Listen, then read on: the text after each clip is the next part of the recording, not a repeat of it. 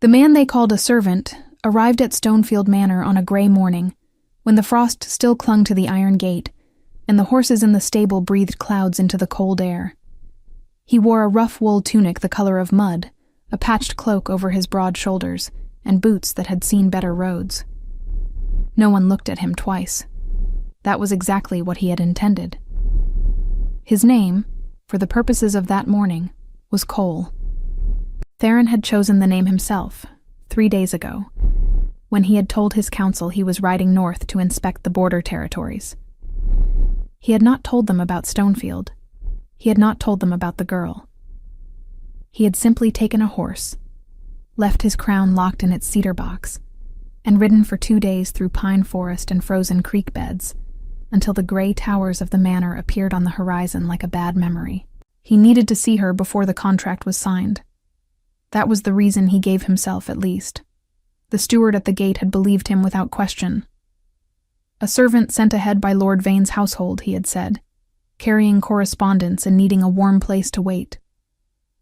The steward, a thin man with ink-stained fingers, had pointed him toward the kitchen courtyard and told him to stay out of the way of the morning preparations. Theron had thanked him with the quiet, slightly lowered gaze he had practiced in the mirror of a roadside inn, the expression of a man who expected nothing and deserved less. Now he stood near the woodpile at the edge of the courtyard, stacking logs he did not need to stack, watching the back door of the manor house. The courtyard itself was modest, hemmed in on 3 sides by stone walls darkened with age and moss. A rope line ran between 2 iron posts near the basin. Clay pots were stacked unevenly near the kitchen door. The smell of wood smoke and boiled grain drifted from inside, mixing with the sharper smell of frost and wet stone.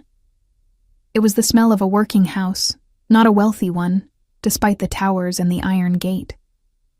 Theron noticed the cracked mortar between the stones, the shutter on the upper window hanging from a single hinge, the way the steward's coat had been mended so many times at the collar that the original fabric was barely visible. Stonefield had the bones of a proud estate and the breath of a house slowly running out of time. He had been watching for 20 minutes when she appeared. Ellie came through the door carrying a basket of wet linen, her dark hair loose and tangled from sleep, her feet in worn leather slippers that were completely wrong for the weather. She wore a plain gray dress under an old wool shawl that had unraveled at one corner and dragged along the ground behind her. She was not what he had expected. The portrait sent to his court 3 months ago had shown a composed young woman in a blue gown with her hair arranged in careful coils, her expression serene and practiced, her hands folded in her lap like a woman who had been told exactly how to sit. This woman moved like someone who had forgotten she was being watched. She dropped the basket near the stone basin, pushed her hair out of her face with the back of her wrist, and began pulling the wet linens out one by one, shaking them hard before hanging them on the rope line. Her breath came in small white puffs in the cold air. She worked fast, with the efficiency of someone who had done this task many times and found no particular joy in it, but no complaint in it either. There was something in the set of her shoulders, straight but not stiff, that suggested she was somewhere else entirely inside her own head, while her hands moved through the familiar motions. Theron kept stacking logs. She did not notice him. There were 3 other servants in the courtyard, a boy carrying firewood, an older woman grinding grain in a stone mortar near the kitchen wall, and a man repairing a wheel near the gate. Theron was simply another body in the gray morning, unremarkable, invisible. He had learned long ago that invisibility was not about disguise. It was about expectation. People saw what they were already looking for. He watched her hang the last of the linens. Then the door behind her opened again, and 2 women stepped out. They were dressed better than Ellie, in clean wool dresses with embroidered hems, their hair neatly pinned under linen caps. He recognized the type immediately. Not servants, not true nobility either. The comfortable, dangerous middle ground of distant relatives who lived in a house that was not theirs and never let anyone forget which parts of it belonged to them. The taller one spoke first. Her voice carried across the courtyard without effort, shaped by years of never lowering it. You left the good basin cloth inside again. I told you yesterday the white linens go first. Ellie did not turn around. I'll get them in the next round. The next round. The woman repeated the words with a particular kind of patience that was not patience at all. The Alpha King's representatives arrive in 4 days, Ellie. 4 days. And you cannot manage a simple order of linen. I managed all of this. Ellie gestured at the full line without looking up. Those are household rags. The second woman, shorter and rounder, clicked her tongue against her teeth. Honestly, cousin, I've said it to Mother a dozen times. I don't understand why Uncle even put your name forward for this arrangement. You don't know how to present yourself in company. You don't speak with any kind of refinement. And you spend half your mornings doing the work of the kitchen girls as though you have nothing better to occupy yourself with. Ellie turned then. Her face was still, in a way that Theron recognized immediately as the practiced stillness of someone holding something much larger underneath it. He had worn that expression himself, in council chambers and throne rooms, when men twice his age had said things designed to diminish him. Aunt Vera asked me to help this morning, Ellie said quietly, because 2 of the kitchen girls are unwell. I was being useful. You were hiding, the tall one said flatly. You always hide when there's something uncomfortable to face. This contract is not going to disappear because you bury yourself in other people's laundry. She paused, letting her gaze move over Ellie slowly, the kind of assessment that was meant to be felt. You should pray the Alpha King's men see something worth the alliance when they arrive, because from where I stand, your uncle is offering them very little. And you, least of all. The shorter one laughed, a quick bright sound she covered with her hand but did not entirely conceal. Ellie said nothing. The 2 women turned and went back inside. The door closed with a dull wooden sound that somehow carried more weight than a slam would have. For a moment, the courtyard was still. Just the grinding stone, the boys' boots on the cobble, the faint creak of the rope line swaying in the wind. The older woman near the kitchen wall kept her eyes down, focused on her mortar, in the practiced way of someone who had learned that witnessing such moments was its own kind of danger. Ellie stood with her back to the closed door, her head slightly bowed. Her fingers were moving against the rim of the basket, working at a loose piece of wicker without seeming to know they were doing it. Her slippers were damp from the wet stones. There was a small red mark on her left wrist, where the basket handle had dug in. She did not cry. She did not make a sound. But something in the line of her back, the particular quality of her stillness, made Theron set down the log in his hand very carefully. The way a man sets something down when he is afraid of what he might do if his hands are not deliberately occupied. Then she looked up, directly at him. He held her gaze without thinking, a half-second too long for a servant, too steady for a man who had nothing to hide. He saw the uncertainty move through her eyes, quick and instinctive, the flicker of someone registering that a thing was not quite what it appeared to be, without yet knowing why. He looked down at the logs. He heard her footsteps cross the courtyard, slow and even, and stop a few feet away. I don't know you, she said. Her voice was lower than he had expected. Quiet, but not soft in the way of timidity. Careful. The voice of someone who had learned to spend words deliberately. Cole, he said, without looking up. Sent from Lord Vane's household. Waiting on correspondence. A pause. Lord Vane's household is 2 days south, she said. You must have ridden through the night. Part of the way. Another silence. Longer. He could feel her attention on him, the same quality of focus she had brought to the laundry line, unhurried and complete. There's porridge left from breakfast, she said at last. The kitchen door's unlocked. Help yourself before it goes cold. He looked up because he could not stop himself. She was already walking away, basket under her arm, the loose corner of her shawl trailing across the frost-gray stones behind her. She did not look back. She moved like a woman who had offered the only small kindness available to her and expected nothing in return for it. Theron stood in the cold morning air with a log in each hand and felt something shift in his chest that he did not yet have a name for. He had come to Stonefield to observe, to assess, to make a rational decision about a political contract before committing the weight of his name and his kingdom to it. He had come as a stranger in borrowed clothes to look at a woman he had never met, in a house he had never visited, with the cold efficiency of a king who had learned long ago that sentiment was a luxury his position could not afford. He had not come to be offered porridge by a woman with frost-damp slippers and white knuckles, who did not flinch and did not break, and did not ask anything of anyone. He set the logs down. Inside the manor, somewhere beyond the gray stone walls and the frost-laced windows, a door opened and closed in the south corridor. A man sat down at a writing desk. A candle threw its small light across parchment and a moving hand. The letter that man was writing was not addressed to the AlphaKing. It was addressed to someone who had been waiting a very long time for news from Stonefield. And it began. She does not suspect anything. We are still on course. Ellie had learned early in life that the safest place in any house was the one nobody thought to look. In Stonefield Manor, that place was the old library on the second floor, a narrow room at the end of the east corridor that smelled of dust and dried leather, and the faint sweetness of wood slowly aging.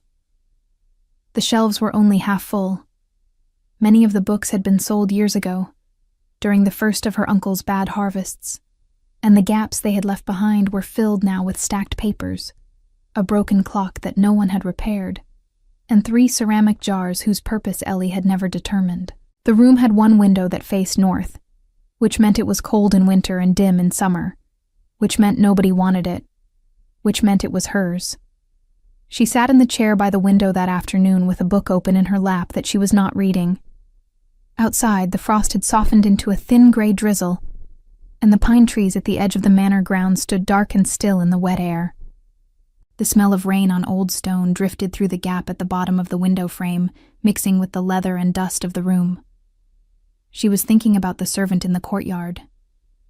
Cole, he had said, from Lord Vane's household. She had believed him. There was no reason not to.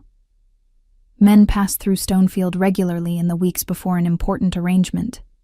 Messengers and stewards and advance riders checking accommodations, confirming schedules, carrying the invisible machinery of negotiation from one estate to another. She had grown up watching them come and go, these men who arrived with sealed letters and left without meeting her eyes. But this one had met her eyes. That was the thing she could not place. Not the length of it, though that had been unusual. It was the quality of it, the steadiness. Most men who worked for noble houses had learned a particular kind of gaze, slightly downward, slightly averted, the careful non-look of someone trained to be present without being perceived. This man had looked at her the way people looked at things they were genuinely trying to understand. She turned a page she had not read. The drizzle thickened against the window. She told herself it did not matter. In 4 days, the AlphaKing's official representatives would arrive at Stonefield, and whatever they saw or did not see would determine the shape of the rest of her life. That was the thing she should be thinking about, not a servant with steady eyes and borrowed boots. The contract had been explained to her 6 weeks ago in her uncle's study, with the fire going and a cup of cold tea at her elbow. Her uncle, Lord Cedric of Stonefield, was a careful man, precise in his speech and uncomfortable with emotion, the kind of man who delivered difficult news in the same tone he used to discuss weather. He had told her that negotiations with the Northern Territories had reached a point where a formal alliance was the only practical path forward.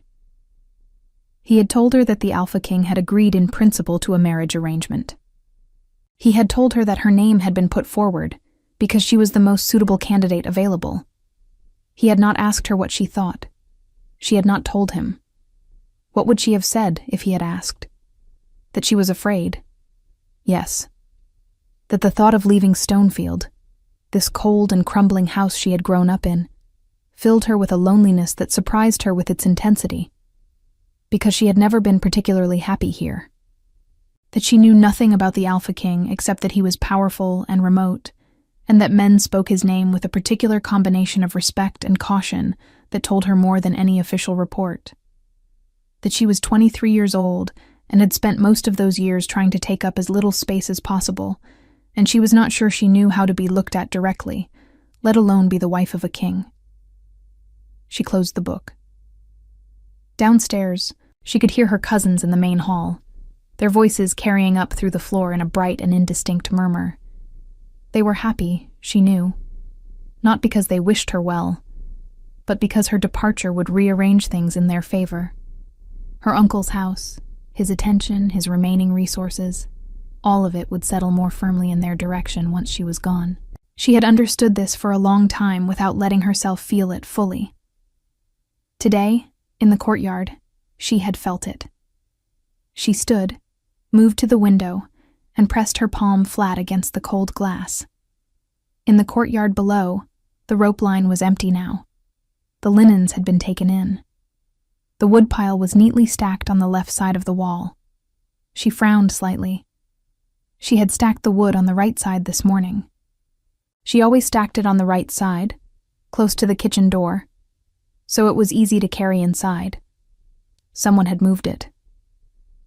Theron spent the afternoon learning the house. This was habit more than strategy.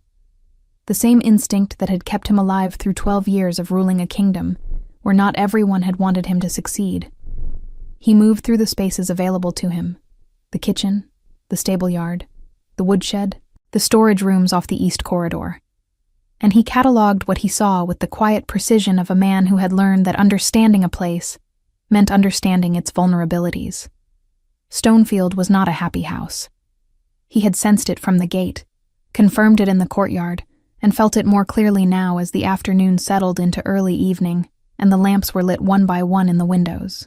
There was a particular quality to the silence of a house under strain, a tightness in the way people moved, a carefulness in the way they spoke, as though everyone had agreed without discussion to avoid certain rooms, certain subjects, certain names. He had spoken to 4 servants by the time supper was being laid. A stable boy named Pell, barely 15, who told him more than he realized in the process of saying very little. An older cook named Marta, who had looked at him once with sharp gray eyes, and then decided, apparently, that he was not worth her suspicion, which meant she talked freely while she worked. A groundsman who said almost nothing but whose expression, when Lord Cedric's name came up in passing, was the expression of a man who had stopped expecting things to improve. What he had gathered, piece by piece, was this: Lord Cedric had debts, significant ones, accumulated over a decade of bad decisions and worse luck, and now pressing close enough to be felt in the thinness of the household staff, the state of the grounds, the sold-off books. The alliance with the Northern Territories was not simply politically desirable, it was financially necessary. Without it, Stonefield would not survive another 2 years. Ellie did not know the full extent of this. He was almost certain of it, from the way Marta had mentioned her, with the particular protective vagueness people used around those they were trying to shield from something. She thought this was about politics. She did not know she was the price of her uncle's survival. Theron stood in the doorway of the woodshed as the drizzle came down in the gray early evening, and turned this over in his mind with the careful deliberateness of a man who was trying to decide how angry he was permitted to be. He had been offered women before, in the political sense of the word. It was the oldest mechanism of alliance-making, and he was not naive about it. He had expected something transactional. He had prepared himself for someone presented and positioned and managed like a piece in a game she had not chosen to play. He had not expected someone who got up before dawn to help sick kitchen girls with laundry and offered porridge to strangers without asking anything in return. He heard footsteps on the stone path behind him and turned. It was the man from the south corridor. Theron had noticed him earlier, in passing, a broad-shouldered man of perhaps 40, well-dressed for a household steward, with a close-trimmed beard and pale eyes that moved too quickly for a man with nothing to hide. He had introduced himself as Prentice, Lord Cedric's personal secretary. He had smiled at Theron with the smooth, practiced warmth of someone who had learned that smiling was its own kind of armor. "Settling in?" Prentice asked, stopping a few feet away, his hands clasped behind his back. "Well enough," Theron said. Prentice looked at the woodpile. Something moved behind his eyes, quick and assessing. "Lord Vane's man, they told me. Waiting on papers." "That's right. Long ride for papers. Lord Vane is thorough." A pause. The drizzle hissed softly on the stone around them. Prentice smiled again, the same smile, precise and unmoved. "Well, supper's in the main kitchen for the household staff. You're welcome to it." He turned and walked back toward the manor without waiting for a response. Theron watched him go. The letter. The one being written that morning in the south corridor. She does not suspect anything. We are still on course. He needed to know who it was addressed to. He needed to know what exactly was on course, because the cold feeling settling in his chest as he watched Prentice disappear through the manor door was not the cold of the evening air. It was the feeling he had learned to trust above intelligence reports and counsel advice and every other tool available to him. Something in this house was wrong. And Ellie, in her damp slippers and her unraveling shawl, was standing in the middle of it without knowing it. He looked up at the second floor of the manor. One window, north-facing, dim. A figure standing at the glass with one hand pressed flat against it, looking down at the courtyard. He did not look away this time. Neither did she. The letter was gone by morning.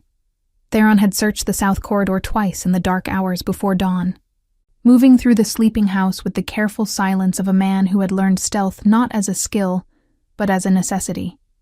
He had found the writing desk easily enough, a heavy oak piece against the wall beside the window, ink-stained and cluttered with ledgers and rolled correspondence.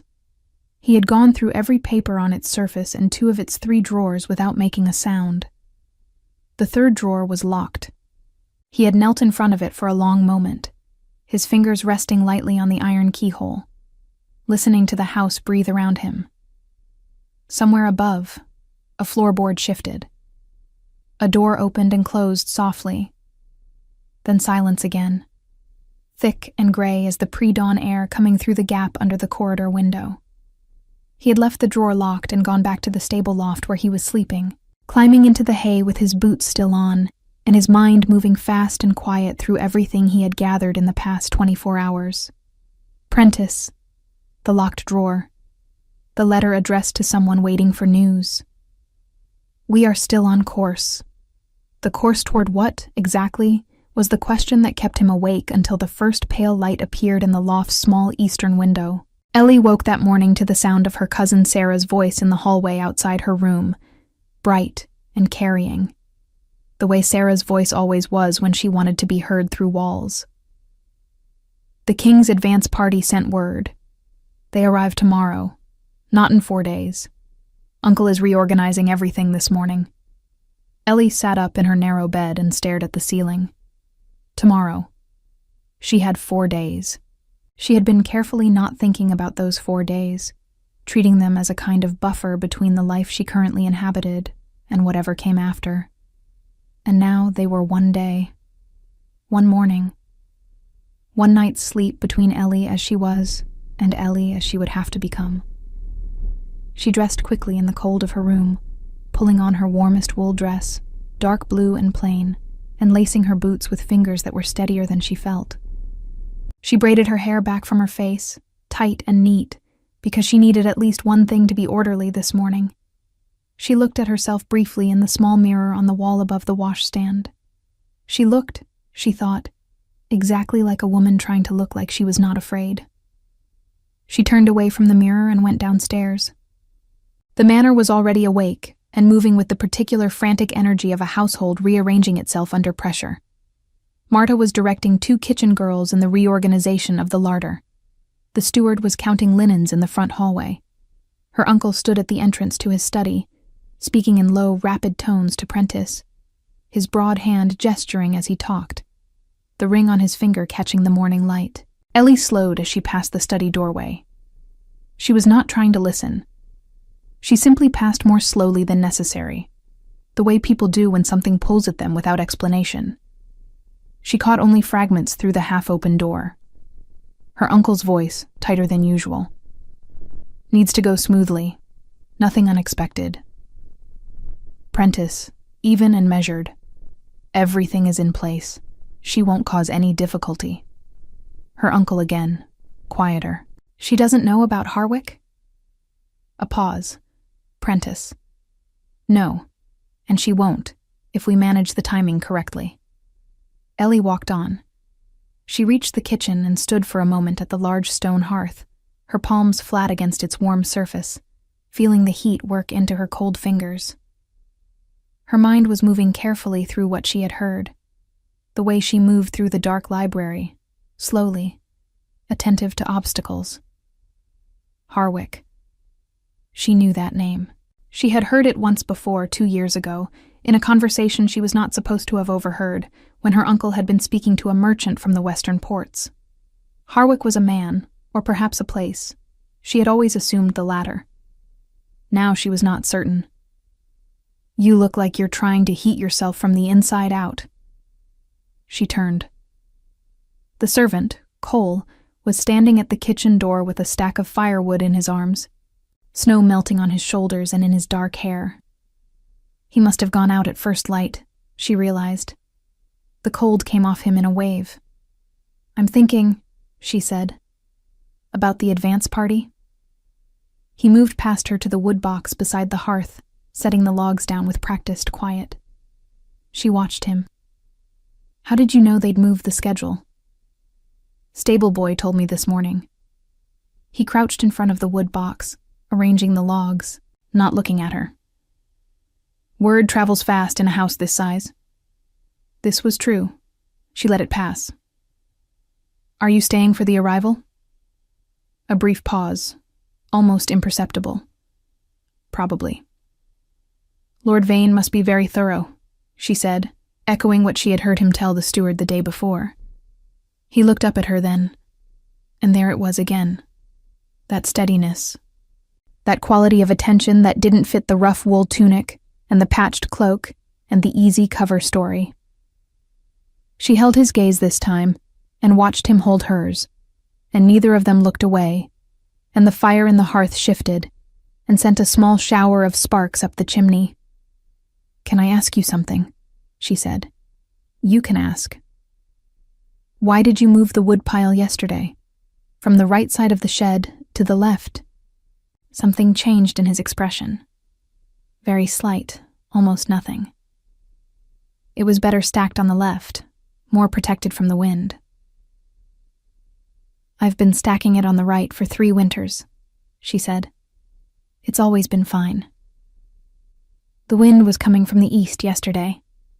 He stood. It won't always come from the same direction.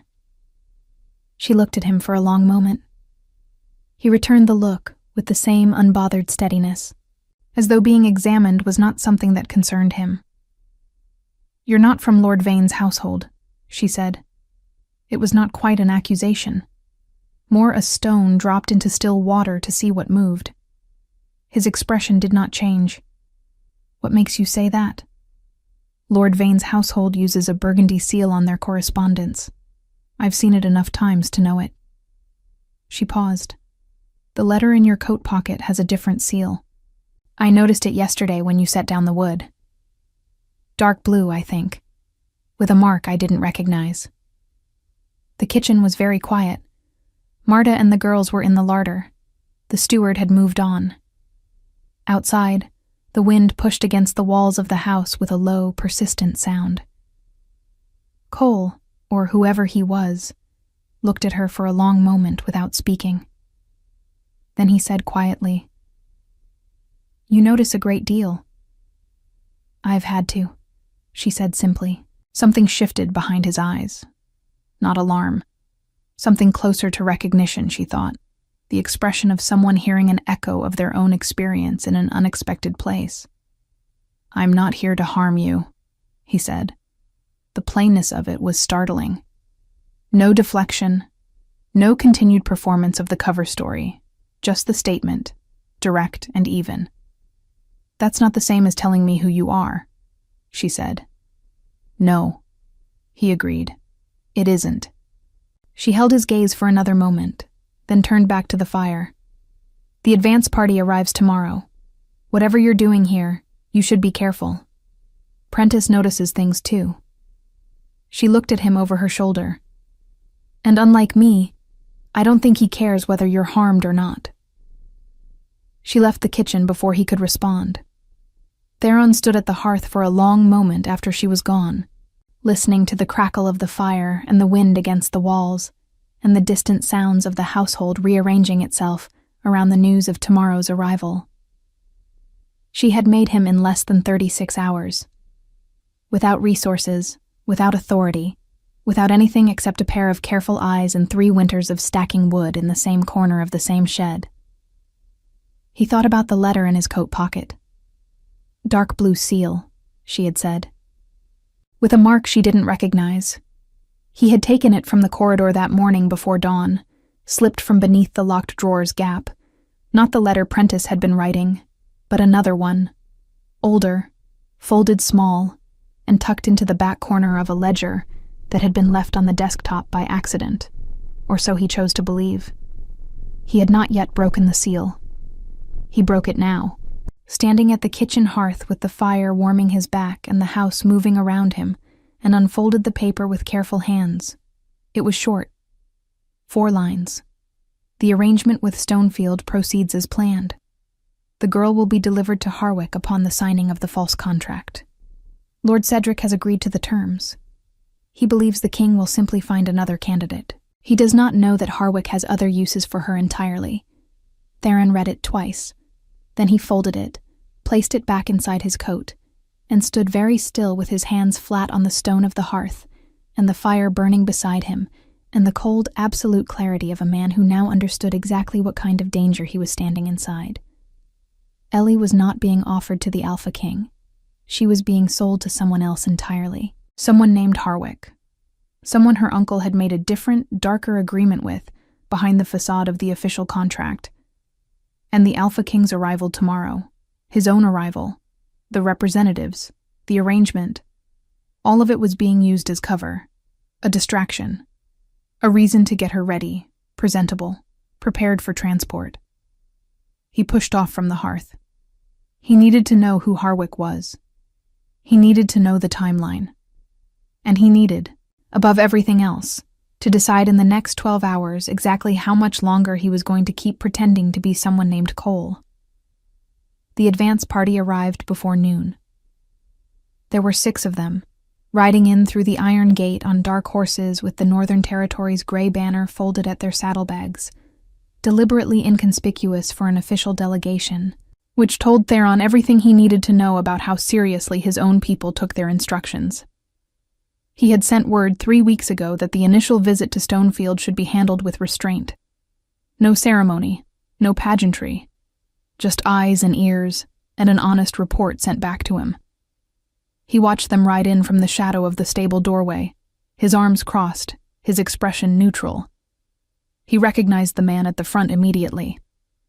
Edric, his oldest advisor, and the closest thing he had to a friend, a broad man in his late 50s, with a white-streaked beard and the unhurried bearing of someone who had survived enough political storms to stop being impressed by any single one of them.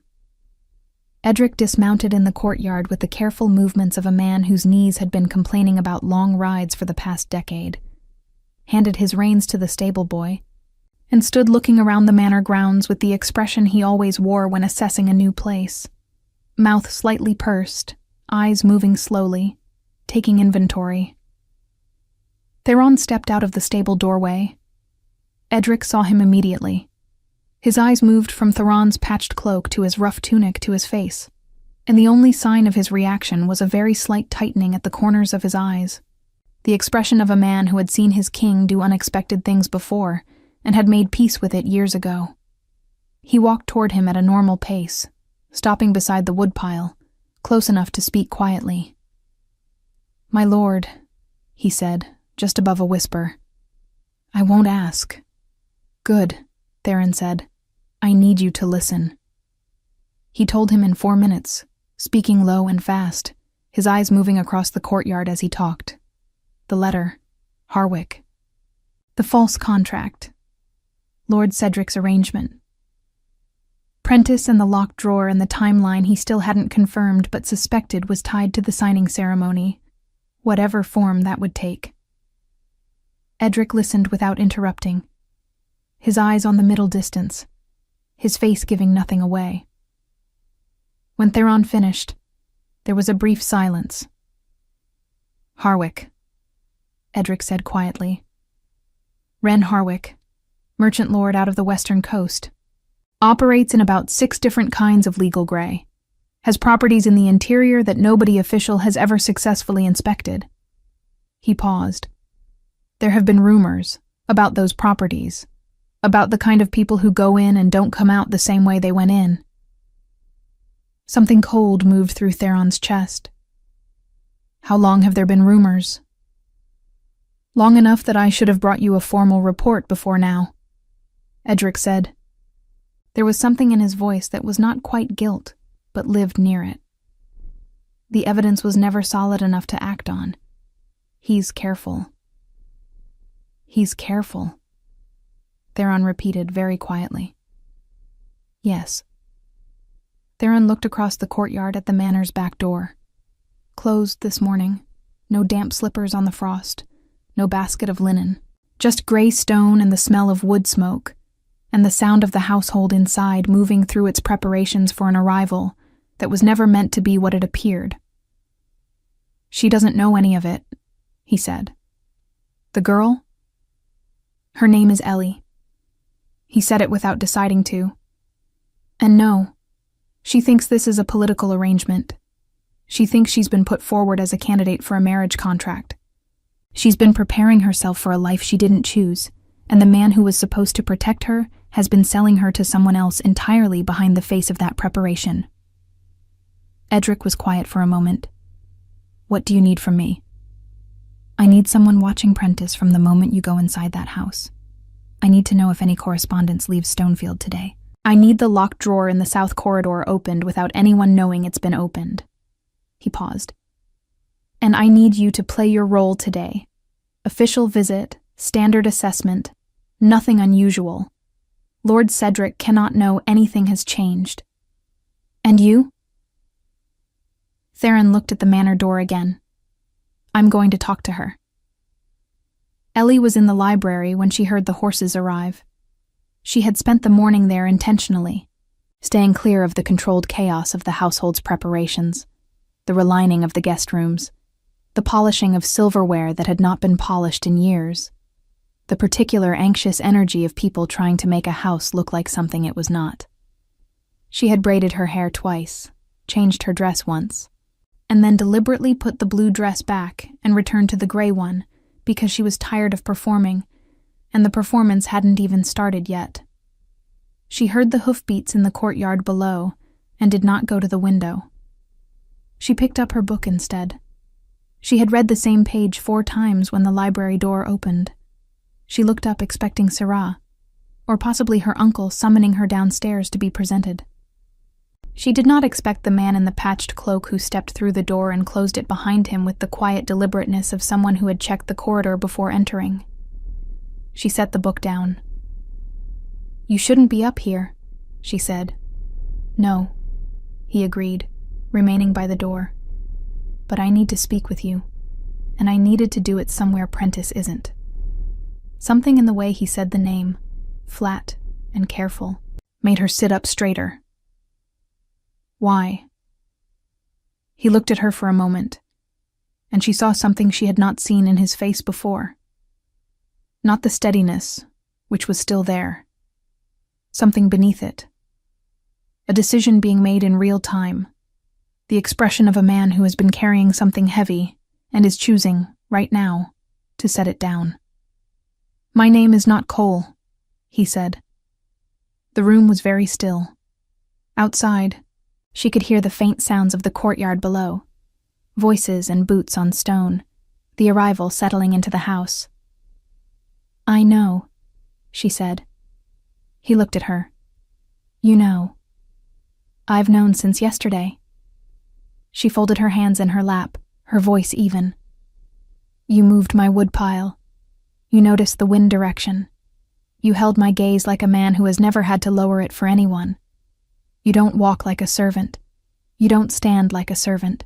And when Prentice spoke to you yesterday evening in the yard, you looked at him the way a man looks at something he's already categorized as a threat." She paused.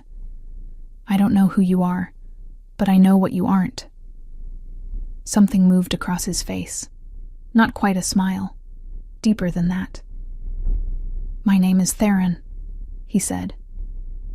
The name landed in the room like a stone into deep water, and the silence that followed it was the silence of someone feeling the ripples reach them and understanding, suddenly, how far down the water went. Ellie did not move. Her hands stayed folded in her lap. Her voice, when it came, was very quiet. "You came here yourself," she said, not a question. "Yes." "Dressed as a servant." "Yes." "To see me." A pause. "Before the contract." "Yes." She looked at him for a long moment.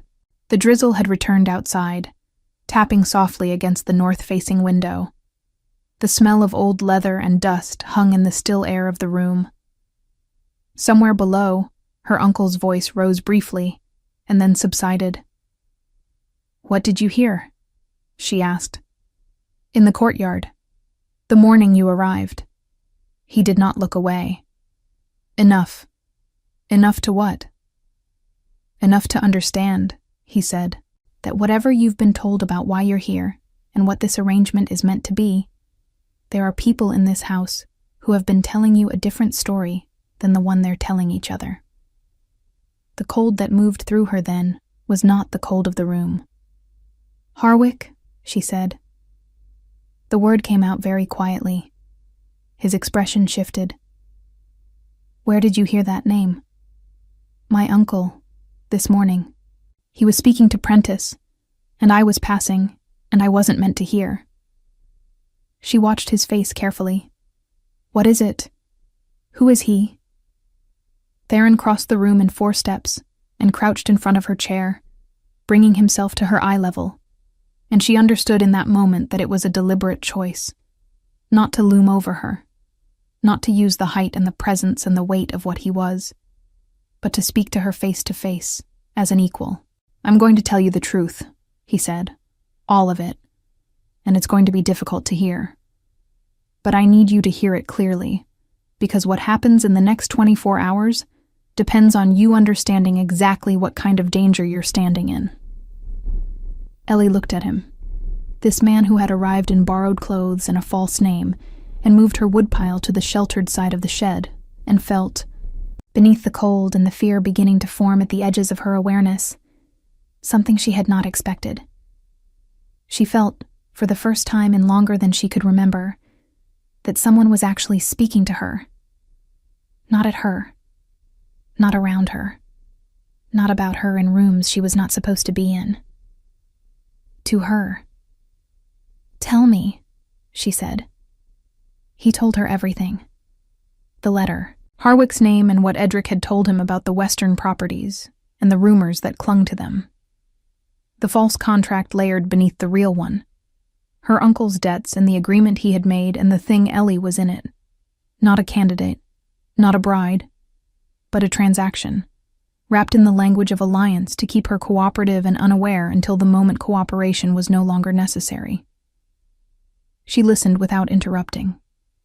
Her face stayed still in that way he had come to recognize, the practiced stillness, but he could see what it was costing her this time. He could see it in the set of her jaw, and the way her hands, still folded in her lap, had gone white at the knuckles again. When he finished, the room was very quiet. "My uncle agreed to this," she said at last. Not a question either. "Yes." A long silence. "How much?" Her voice was steady. He understood what she was asking. Enough to clear his debts and keep Stonefield standing for another decade. She nodded once, a small, precise movement, and looked at the window. The drizzle ran down the glass in thin, slow lines. "What do you need me to do?" she asked. He had expected tears or anger, or the particular frozen stillness of someone too overwhelmed to respond. He had not expected that. The directness of it. The immediate movement from grief toward action. The instinct of someone who had long ago learned that falling apart was a luxury the situation rarely allowed.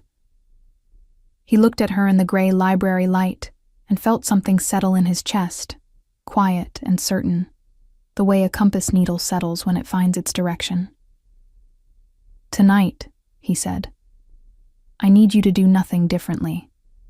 Dinner with the family, polite and composed, exactly as they expect you to be. Can you do that?" "Yes." "Tomorrow morning, Prentice will give you instructions about the signing ceremony. Follow them. Don't let him know anything has changed." She held his gaze. "And you?" "Prentice will have sent word to Harwick by now that the timeline is confirmed. I need to find that correspondence before it leaves the manor grounds. Once I have it, I have everything I need to move against him legally and permanently." He paused. "But I need one more night inside this house to do it." She was quiet for a moment. "The library," she said. "No one comes here. There's a door at the back behind the far shelf that leads to the east servant's stair. It's the only stair in the house Prentice doesn't use." She held his gaze. "You can work from here tonight without anyone knowing." He looked at her. She looked back at him with the clear, steady eyes of a woman who had just been told the ground beneath her had been hollow all along, and had decided, without hesitation, to keep standing on it. "Thank you," he said quietly. She shook her head, very slightly. "Don't thank me yet," she said. "Thank me when it's over."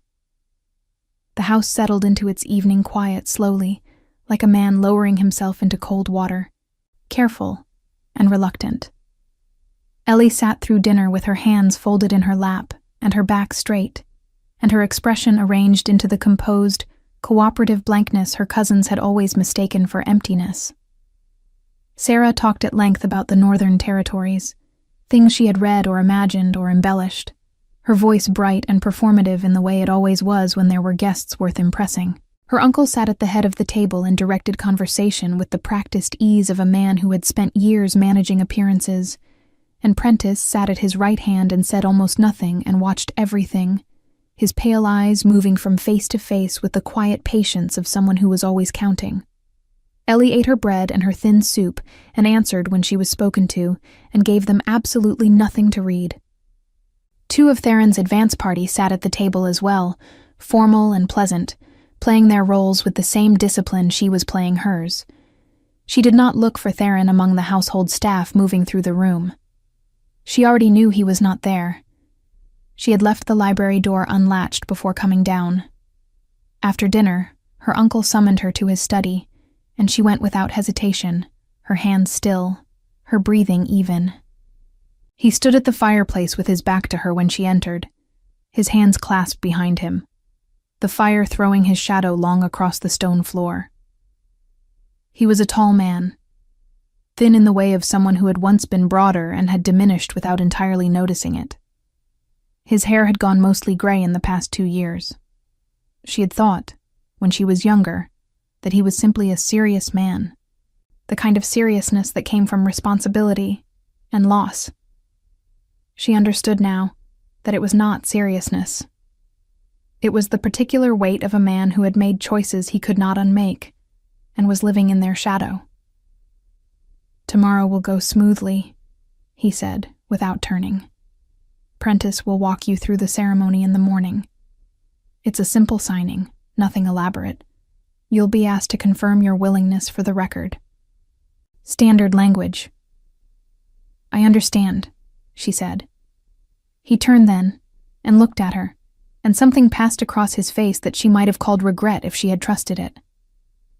"You've always been a sensible girl, Ellie," he said. "This is the right path. for the family, for the estate. She looked at him across the firelit room and thought about the letter. About Harwick. About the words she won't cause any difficulty spoken in this man's corridor about her life. "Of course, Uncle," she said. She went to bed and did not sleep. Theron worked through the night. The library was cold and dark, except for the single candle Ellie had left on the table beside the chair, its flame burning small and steady in the still air. He moved through the papers from the locked drawer, which Edric had opened cleanly before dinner, and resealed with the same wax and a matching stamp from the manor's own supply, a detail that had required 20 minutes and considerable ingenuity, and which Theron had noted with the particular quiet satisfaction of a man surrounded by competent people. What he found in the drawer was more complete than he had hoped. The full agreement between Lord Cedric and Wren Harwick, 3 pages of careful, lawyerly language that said, in its essence, that Ellie would be presented to the AlphaKing's representatives as a marriage candidate, and that when the official contract failed to reach a conclusion, as it was intended to fail, she would be transferred quietly to Harwick's custody, under the pretense of a private arrangement. Her uncle would receive payment in 2 installments. The second installment was contingent on delivery. The word sat on the page in plain ink. Delivery. Theron set the paper down on the library table and pressed the heels of his hands against his eyes for a long moment and breathed. Then he picked up the page again and kept working. By the time the candle had burned to half its height, he had everything documented, catalogued, and witnessed by Edric, who had slipped up the servant's stair at midnight and read the papers in silence, with the expression of a man whose worst suspicions had been confirmed and found no satisfaction in it. They spoke in low voices for 20 minutes. Edric returned downstairs. Theron remained at the table and wrote 2 letters of his own, pressing his own seal into the wax with the ring he wore on his right hand always. The one he had not removed even in the servant's costume, because some things were too deep to take off. The first letter was to his chief magistrate in the Northern Territories. The second was to the Port Authority of the Western Coast, with instructions that were specific and unambiguous, and which would, by the end of the week, make Wren Harwick's carefully maintained operations considerably more visible to considerably more official eyes than had ever looked at them before. He sat back in the library chair and listened to the house around him. The fire had gone out in the hearth downstairs. The wind had died. The drizzle had stopped sometime after midnight and left the world outside the window clean and black and very still. He thought about Ellie in her room above him. Awake, he was almost certain, lying in her narrow bed in the dark and turning over the shape of everything she had learned yesterday in this same room. He thought about what came next. She heard his step on the servant's stair just before dawn. She was sitting in the chair by her bedroom window with a wool blanket over her shoulders and her boots on, her braid slightly unraveled, a cup of cold tea on the sill beside her that she had made 2 hours ago and forgotten to drink. The sky outside was the deep blue-gray of the last hour before light, and the pine trees at the edge of the grounds were black shapes against it, motionless. A soft knock at her door. She opened it without hesitation. He looked the same as he had every morning, the rough tunic and the patched cloak, but something had shifted in the set of his shoulders and the way he held himself, a loosening of whatever deliberate restraint had kept him contained inside the roll of coal for the past 2 days. He was simply himself now, she thought, whatever that meant, in borrowed clothes in a borrowed house in the last dark hour before everything changed. "It's done," he said quietly. She stepped back to let him into the room. He entered and stood near the window, looking out at the dark pine trees, and she stood near the door and looked at him. "Prentice?" she asked. "Edric has him in the east sitting room. He found the outgoing correspondence last night. A writer was meant to leave at first light for Harwick's estate, confirming the timeline." He paused. "The writer didn't leave. And my uncle?" A silence. "He'll be given a choice," Theron said. He turned from the window and looked at her directly, and his voice was careful and even, the voice of a man giving difficult news to someone he respected too much to soften it past recognition. He cooperated fully with an attempt to deceive the crown and deliver a subject of this kingdom into private custody under false pretenses. That is not a small thing. It cannot be simply set aside. I know, she said. He will face a formal inquiry. The estate's debts will be restructured under crown oversight rather than extinguished. Stonefield will survive. He held her gaze. He will survive, but there will be consequences. Ellie looked at him across the small, cold room. This man who had arrived 3 days ago in the dark with a false name and a borrowed coat, and she thought about her uncle at his fireplace saying, "You've always been a sensible girl," in the voice of a man saying goodbye to something he had already sold. She thought about Prentice in the corridor, about the letter and its clean, cold language. Delivery. She thought about what she felt, and found that it was not the devastation she had expected. It was something older and quieter. The particular grief of a thing you had already half known, finally confirmed. "All right," she said. He watched her. "Are you all right?" She considered the question seriously, the way she considered most things. "I don't know yet," she said honestly. "I think I will be." Something in his expression shifted, warm and very brief, like light moving across stone. "There is one more thing," he said, "and this one I'm asking, not telling." She waited. "The contract," he said. "The real one, not Harwick's version. The actual arrangement that was proposed between Stonefield and the Northern Territories." He paused, and for the first time since she had known him, even briefly, she saw something in his face that was not composure or steadiness, or the quiet authority of a man accustomed to certainty. She saw something uncertain, human and careful and slightly afraid of the answer. "I would like to discuss it. With you. Not through intermediaries or signed papers or portraits sent through the post. With you, directly, as two people who have spent 3 days being more honest with each other than either of us probably planned." The sky outside the window was beginning to lighten, very slowly, at the eastern edge. The pine trees were separating from the darkness, their shapes growing distinct. Ellie looked at him for a long moment. She thought about the courtyard and the porridge and the woodpile moved to the sheltered side of the shed. She thought about a man who had crouched in front of her chair to speak at her eye level when he did not have to.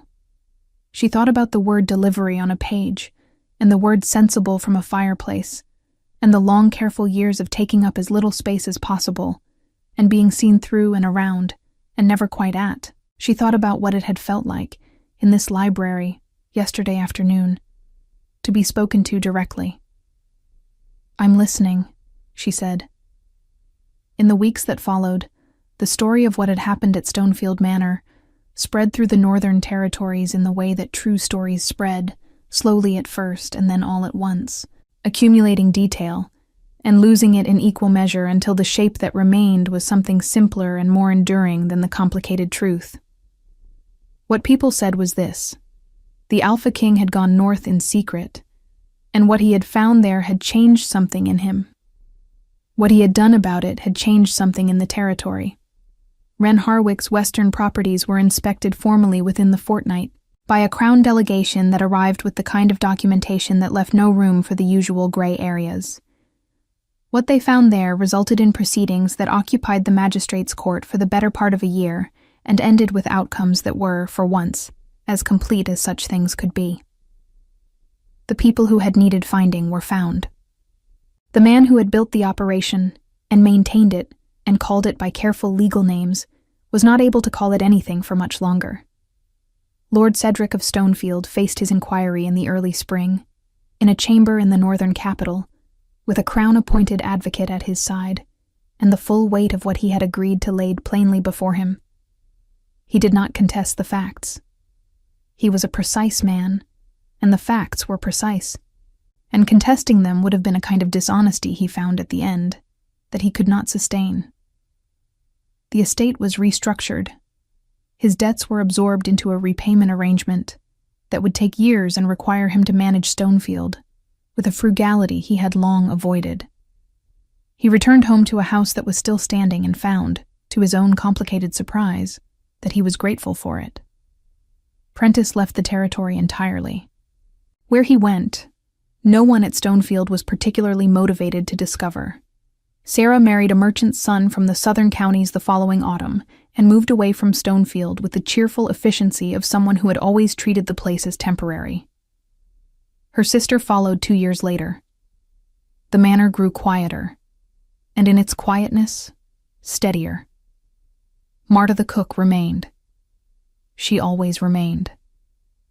Ellie was married in the late summer, in the northern capital, in a ceremony that was smaller than tradition required, and exactly the size she had asked for. She wore a dress the color of deep water, not blue exactly, something between blue and gray, the color of the sky above Stonefield on a clear winter morning. She had chosen it herself.